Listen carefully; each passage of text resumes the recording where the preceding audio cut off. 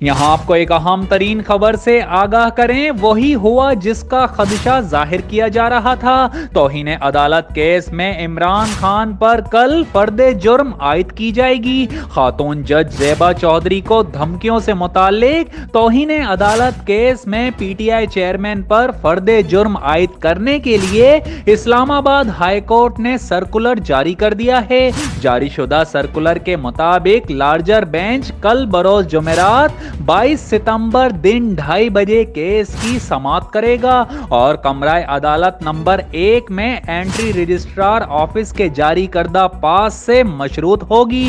Circular کے مطابق عمران خان کی لیگل ٹیم کے 15 وکلا کمرہ عدالت میں موجود ہوں گے اور اٹارنی جنرل آفس اور ایڈوکیٹ جنرل آفس سے 15 لا افسران کو بھی کمرہ عدالت میں آنے کی اجازت ہوگی۔ اسلام آباد ہائی کورٹ سرکولر میں کہا گیا ہے کہ کورٹ ڈیکورم برقرار رکھنے کے لیے اسلام آباد انتظامیہ اور پولیس سیکیورٹی انتظامات کرے۔